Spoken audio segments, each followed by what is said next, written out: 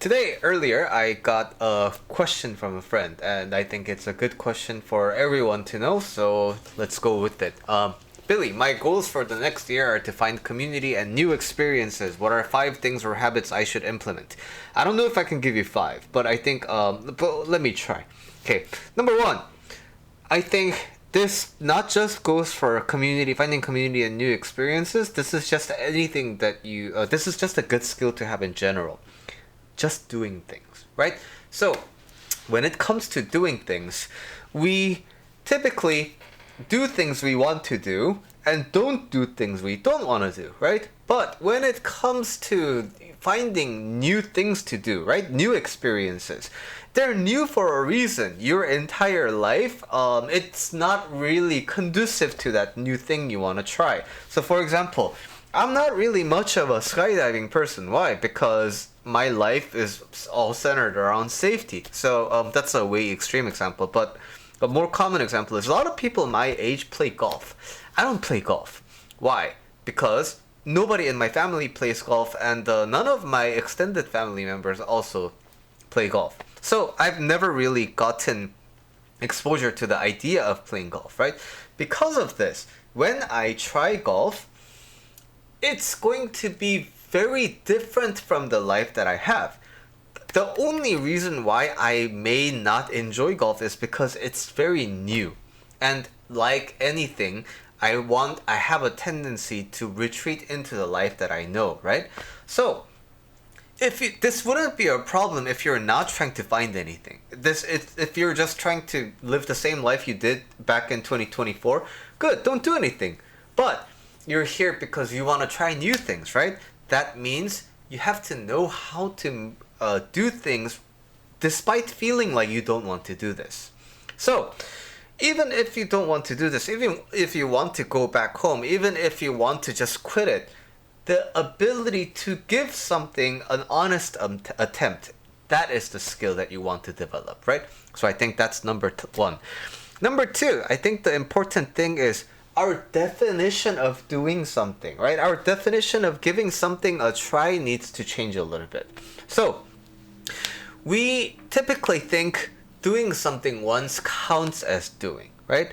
But the thing is, when you try one thing once, it's a very limited subsample of the complete experience, right? When you have a cake, to say you completely ate the cake, you need quite a few bites into it, right? Like the cream layer, the sponge layer, the toppings, and if the sponges are in different layers and different flavors, right? So, just to have a cake, you need a few bites. If you just have one bite of a cake and it's all cream, you can say, oh, a cake is all cream, but it's not, right? So, doing things, new experiences are the same thing. New experiences, when you try it once and you don't like it, there's a very big chance that it's a subset of the grand experience that you happen to not like. You may actually find that you enjoy the other parts a little bit more so that it kind of covers the dislike of the one part that you don't like. So, when you say, I'm gonna try a new experience, I would say give something at least 10 tries. But now, 10 is a kind of a big number, right? And which leads us to number 3. We have to start thinking smaller. What I mean by this is, if you're gonna try jujitsu, don't buy all the gear on day number 1. A lot of schools have, rental gis, right? They lend you the clothes. Or, better yet, take a no-gi class so that you don't have to buy all these things. Whatever you want to do, whatever you want to try the most budget-friendly version of it, right? And if it's like pottery that you want to do, right? Don't go into don't sign like a 10 class thing. No, do something that is way lighter, right? Way light. So this is why the number 10 is such a good benchmark. Do something light enough that when I say do that 10 times, it doesn't feel like a lot. So for example, if I ask you to do 10 jumping jacks depending on your athletic ability, it might not be, but in most cases, 10 jumping jacks won't be that big of a crazy time investment, right? And the energy expenditure. But if I tell you to cook a croquembouche, which is like the most difficult pastry, if I tell you to make 10 croquembouche, it's gonna be really hard, right? So when I say 10, it's intentional. I want you to try 10 times by minimizing the thing that you're going to do for 10 times, right?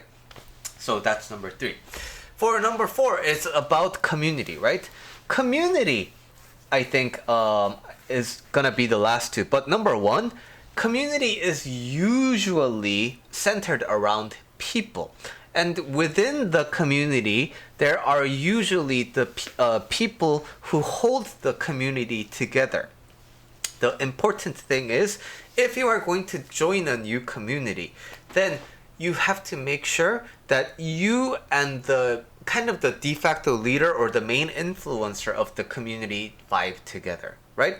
It doesn't matter if you like the other parts of the community, but if the person who's kind of at the core shaping the community is not really your style, then it'll eventually come to a point where you and the community won't really match together. So it's important to think about who is the person kind of holding this community as a glue together.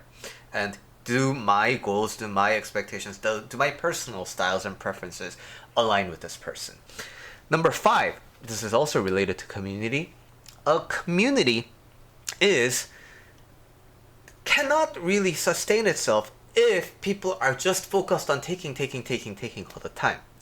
Community is created by a lot of give and take, right? Which means if you are going to participate in the community, you will need to give too, to make the community experience more valuable for you too, right? So the important thing is, as you observe this community, think to yourself, is this somewhere I feel comfortable enough to participate and actively give? Not just my resources and my money and things like that. My presence. When is it okay for me to put my presence here? Do I feel comfortable doing that? If not, hey, you know what? Nothing wrong with a community where you just read the things, right? There's a lot of lurkers anywhere. But I am assuming that you want to find community because you are looking for a place where you can be part of it as well, right? And in order to do that, you need to be comfortable enough to give. So when it comes to community, the 2 things that are important is, who's the central figure in this community and do I vibe with that person? Secondly, do I feel comfortable giving my presence to this community instead of just getting? Okay, so that ultimately ended up becoming 5 things, but I hope that helps. And 2025, let's go and have a great year.